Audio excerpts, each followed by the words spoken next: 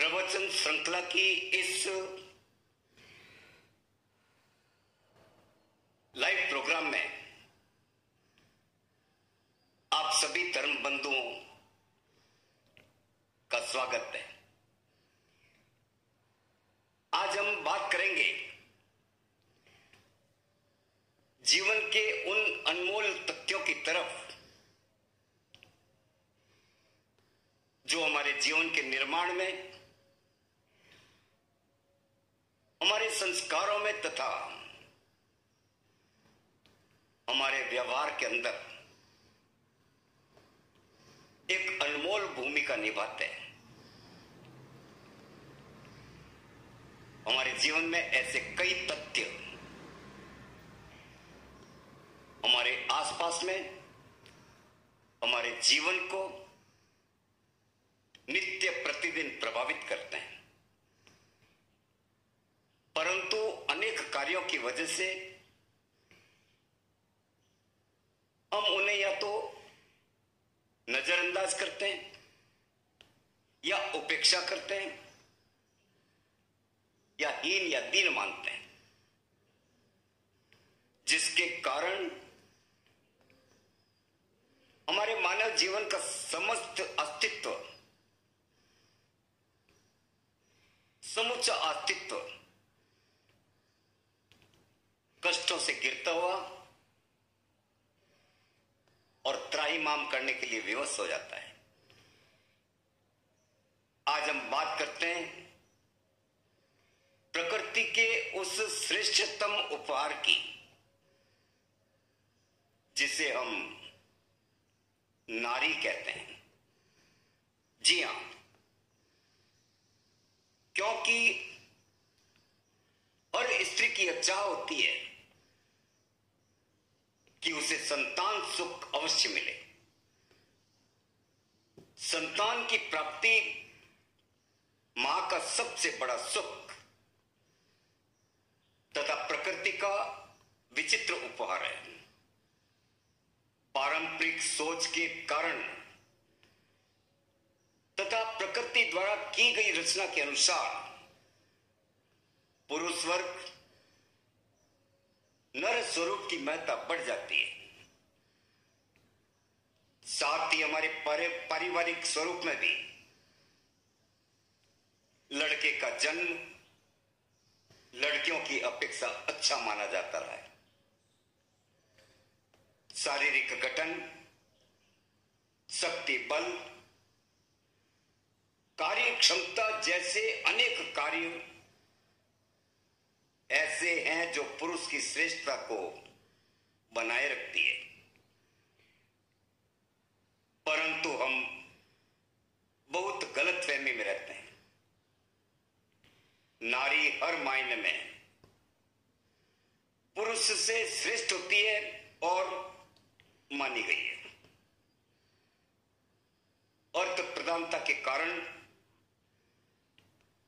पुरुष वर्ग स्वयं को श्रेष्ठ मानने की भूल करता आया है।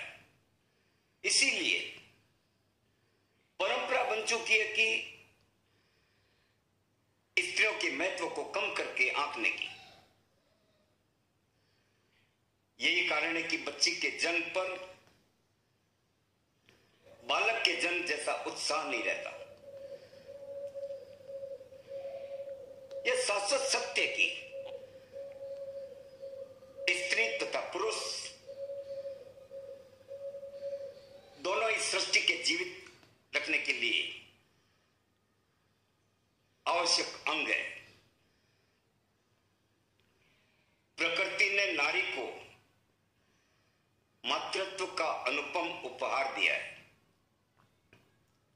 शक्ति की जननी नारी को आज जन्म से पहले नारी अपने ही हाथों खत्म करने पर आमादा हो रही है। नारी को न केवल दीनहीन बनाया जा रहा है, अपितु जन्म के अधिकार से भी वंचित किया जा रहा है। इसी कारण अधिकांश इसके लालन पालन, शिक्षा, स्वास्थ्य इत्यादि में भी भेदभाव, उपेक्षा या पर्याप्त ध्यान नहीं दिया जाता है। पौरुष को जन्म देने वाली सृष्टि की रचयिता, ममता व करुणा की मूर्ति, अपने सभी सुखों को अपने पुत्रों के लिए त्याग करने वाली वह पावन पवित्र मां, अपने ही द्वारा जन्म लेने वाले पौरुष से कुचली जा रही है। मां जब पुत्र अथवा पुत्री को जन्म देती है तब 9 माह तक अपने गर्भ में रखती है। अपने खून व मज्जा से गर्भ में असह वेदना सहते हुए भी अपनी संतान का सुरक्षित पालन करती है। गर्भस्थ शिशु को प्रेरणादायी बातें बताकर सुसंस्कारों का बीजारोपण आरंभ कर देती है। अपनी संतान उत्पन्न करने के लिए उठना बैठना, खाना पीना सभी कुछ अपने बच्चे के अनुरूप कर लेती है। इतनी पीड़ा सहन करने पर भी करुणा की मूर्ति मां के वात्सल्य में कोई कमी नहीं आती। हमें यह कभी नहीं भूलना चाहिए कि हमारा संपूर्ण अस्तित्व, चाहे शरीर हो या मन, बुद्धि, विवेक, मां ने अपने अंगों को धीरे धीरे हमारे अंदर प्ररूपित किया है। यह पूरा शरीर हमारा वैभव, हमारा सौंदर्य, सभी कुछ सबसे पहले मां का ही अधिकार है। और आज कलयुगी मां, इनको भी समझना होगा कि पेट के अंदर पलने वाला शिशु मेरे ही सांस और मज्जा से निर्मित हो रहा है। बालक चाहे लड़का हो या लड़की, दोनों मेरे लिए समान है। दोनों के पालन में समान शरीर की ऊर्जा व्यय की है, अतः दोनों को जन्म लेने का समान अधिकार है। क्योंकि मां एक विशिष्ट स्वरूप है। उसकी ममता बड़ी निराली है। हम 2 लाइनों के माध्यम से इस स्वरचित रचना के माध्यम से भी मां की महत्ता को आपके सामने प्रस्तुत करें। मां की ममता बड़ी निराली, मां की ममता बड़ी निराली, जीवन में खुशियां लाती है। जिसकी माता बिछड़ गई नहीं कोई भी उसका साथी है। जिसकी माता बिछड़ गई नहीं कोई भी उसका साथी है। मां की ममता बड़ी निराली, मां की ममता बड़ी निराली, जीवन में खुशियां लाती है। जिनकी माता बिछड़ गई नहीं कोई भी उसका साथी है। और जिनकी माता बिछड़ गई नहीं कोई भी उनका साथी है। दुख देखे 9 महीने तक दुखी न देखा बालक को। दुख देखे 9 महीने तक दुखी न देखा बालक को। गीले में सोकर जिसने नहीं सुलाया बालक को। गीले में सोकर जिसने नहीं सुलाया बालक को। आंचल से लगाया अमृत पिलाया, आंचल से लगाया अमृत पिलाया। मन ही मन हर्षाती है। जिनकी माता बिछड़ गई नहीं कोई भी उसका साथी है। और जिनकी माता बिछड़ गई नहीं कोई भी उसका साथी है। माँ की ममता बड़ी निराली जीवन में खुशियां लाती है। जिनकी माता बिछड़ गई नहीं कोई भी उनका साथी है। और जिनकी माता बिछड़ गई नहीं कोई भी उनका साथी है। जरा सोचें, यदि आपके सामने आपकी अंगुली को रेत रेत कर काटी जाए तो क्या आप सहन कर पाओगे? क्या होगी आपकी दशा?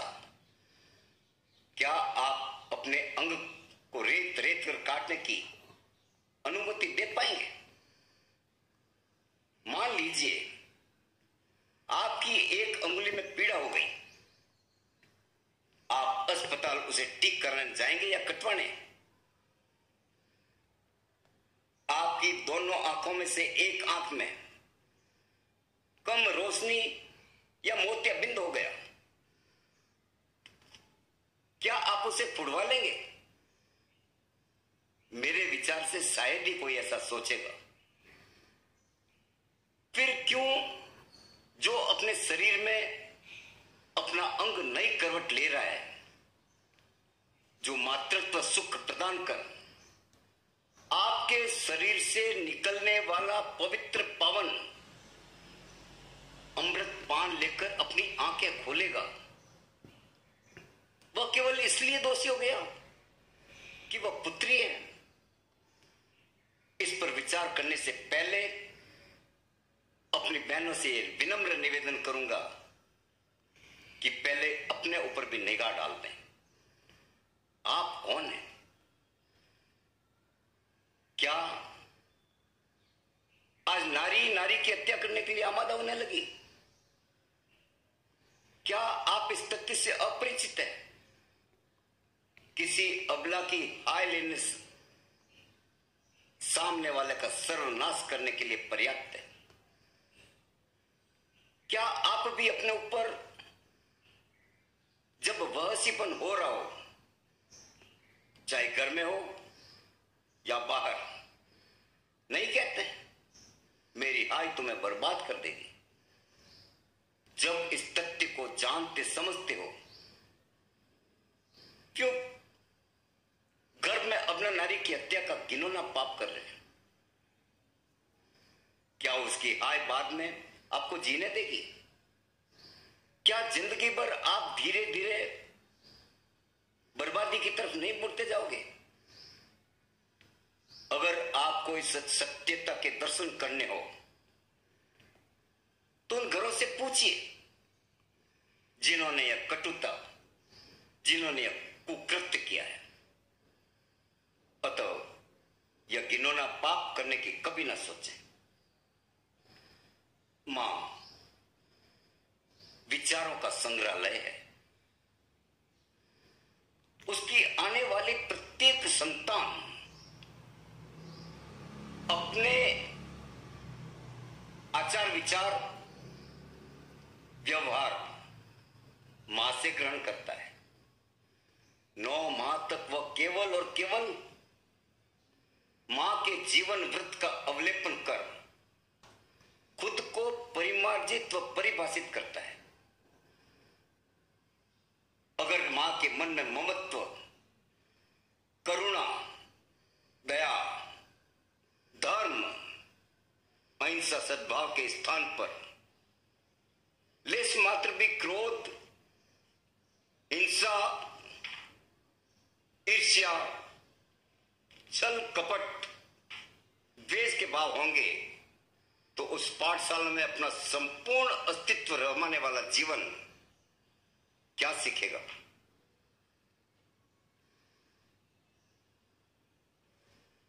यह हम सहज ही अनुमान लगा सकते हैं। इसलिए गर्भवती माता को अच्छे साहित्य, धर्म युक्त सादा जीवन, अच्छे विचार तथा संत सत्संग लाभ अधिक से अधिक दिलाने का प्रयत्न किया जाता रहा है,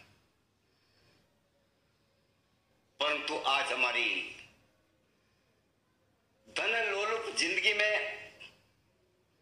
इन सभी बातों का महत्व गौण होता जा रहा है, जिसके दुष्परिणाम हमारे सामने हैं।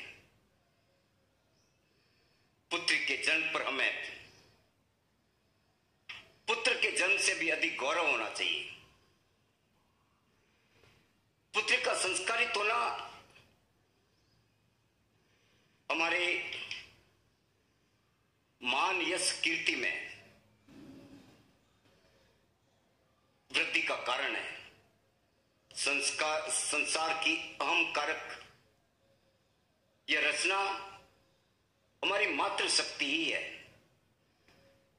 पुरुषार्थ, पुरुष शक्ति जो पुरुष में भरी है, उसका जन्मदाता आखिर कौन?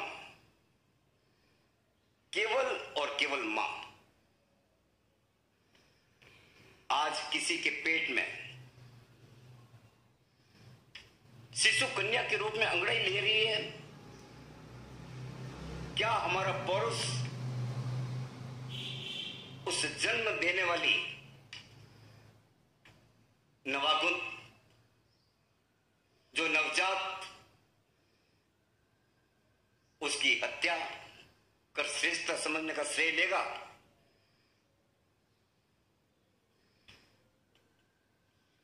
क्या यह कायरता पौरुषत्व का प्रतीक होगा?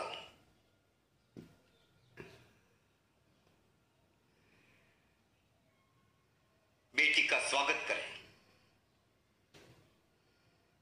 उससे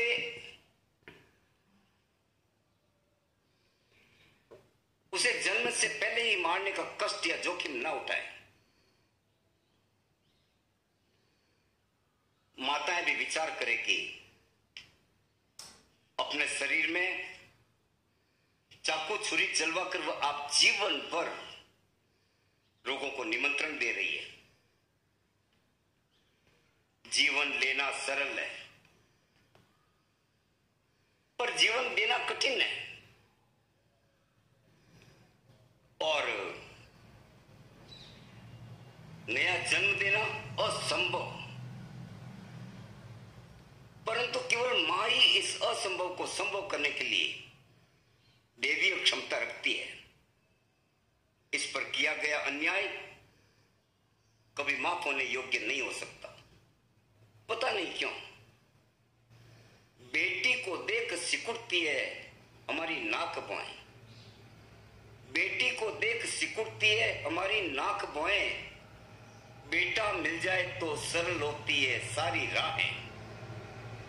बेटी को देख सिकुड़ती है हमारी नाक भौएं।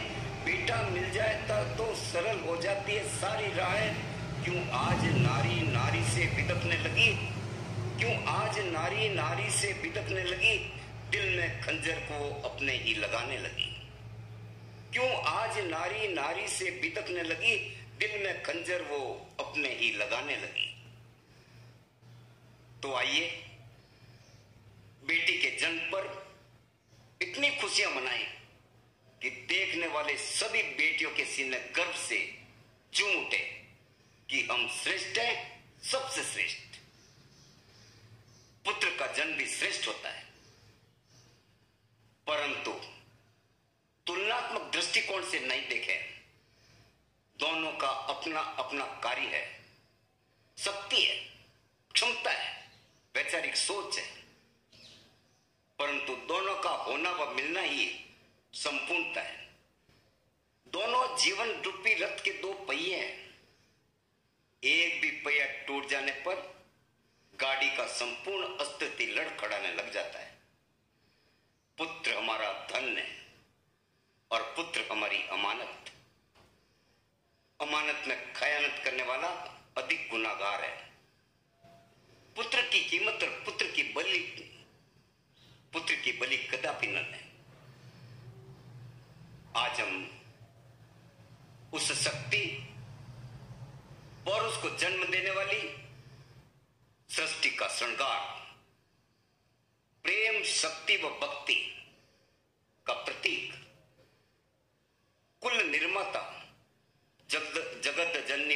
स्वरूपा नारी को अबला व निर्बला मानने की भूल कदापि न करें।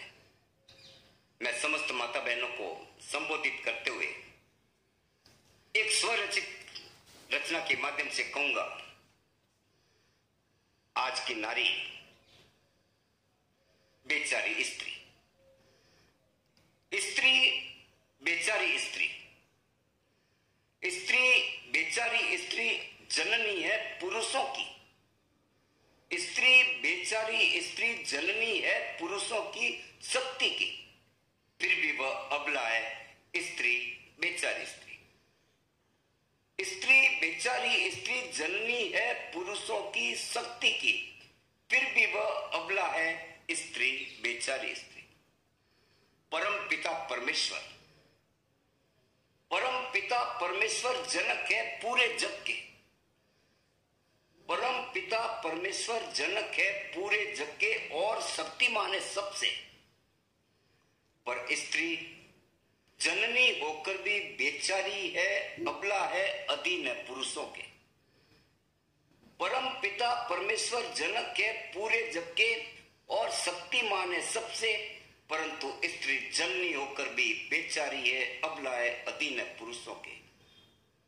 ये जन्मदात्री लुटाती है अपना प्यार, ये जन्मदात्री लुटाती है अपना प्यार, समेटती है आंसू, समेटती है आंसू अपने आंचल में अपने पुत्रों के, समेटती है आंसू अपने आंचल में अपने पुत्रों के। पर हे अभागी लुटती है, पर हे अभागी लुटती है, सर्वस्व लुटकर पीती है आंसू, सर्वस्व लुटकर पीती है आंसू, लुटकर भी इन मर्दों से। ये जन्मदात्री लुटाती है अपना प्यार, समेटती है आंसू अपने आंचल में अपने पुत्रों के। पर हे अभागी लुटती है, सर्वस्व लुटकर पीती है आंसू, लुटकर भी इन मर्दों से। हे ईश्वर, ये क्या अन्याय किया, हे ईश्वर ये क्या अन्याय किया, खुद जनक होकर सर्वशक्तिमान हुआ। हे ईश्वर ये क्या अन्याय किया, खुद जनक होकर सर्वशक्तिमान हुआ और औरत जननी होकर भी क्यों कर उसका अपमान हुआ, और औरत जननी होकर भी क्यों कर उसका अपमान हुआ। हे ईश्वर ये क्या अन्याय किया, खुद जनक होकर सर्वशक्तिमान हुआ और औरत जननी होकर भी क्यों कर उसका अपमान हुआ। हे स्त्री तू प्यार की छांव है, हे स्त्री तू प्यार की छांव है, ममता का रूप है। हे स्त्री तू प्यार की छांव है, ममता का रूप है। तेरे प्यार बिना पुरुष अधूरा है, तेरे प्यार बिना पुरुष अधूरा है, फिर क्यों तू अबला है, निर्बला है। हे स्त्री तू प्यार की छांव है, ममता का रूप है। तेरे प्यार बिना पुरुष अधूरा है, फिर तू क्यों अबला है, निर्बला है। हे स्त्री तेरे रूप अनेक, हे स्त्री तेरे रूप अनेक, मां की ममता तो पत्नी का प्रेम। हे स्त्री तेरे रूप अनेक, मां की ममता तो पत्नी का प्रेम। प्यारी सी बहना तो दुर्गा सी चंडी, प्यारी सी बहना तो दुर्गा सी चंडी। ए जगजननी तू धन्य, ए जगजननी तू धन्य, सहकर भी दुख रोकर भी रहती चुप। ए जगजननी तू धन्य, सहकर भी दुख रोकर भी रहती चुप। तभी तो कहे नारी स्त्री बेचारी स्त्री। ए स्त्री तेरे रूप अनेक, मां की ममता तो पत्नी का प्रेम। प्यारी सी बहना तो दुर्गा सी चंडी। ए जगजननी तू धन्य, सहकर भी दुख रोकर भी रहती चुप। तभी तो कहे नारी स्त्री बेचारी स्त्री। प्रिय धर्म प्रेमी बंधुओं, आज हमने अपने संक्षिप्त उद्बोधन में नारी के विषय में आपसे चर्चा की। कल हम फिर इससे आगे बढ़ेंगे नारी और मां के विषय में कि क्यों हमारे जीवन के अंदर नारी की महत्व, नारी का रूप, नारी का स्वरूप महत्वपूर्ण है। आगे और चर्चा में आपसे चलेंगे और इसी मंगल भावना के साथ कि हम नारी के महत्व को समझें, अपने शब्दों को विराम दूंगा। जय महावीर।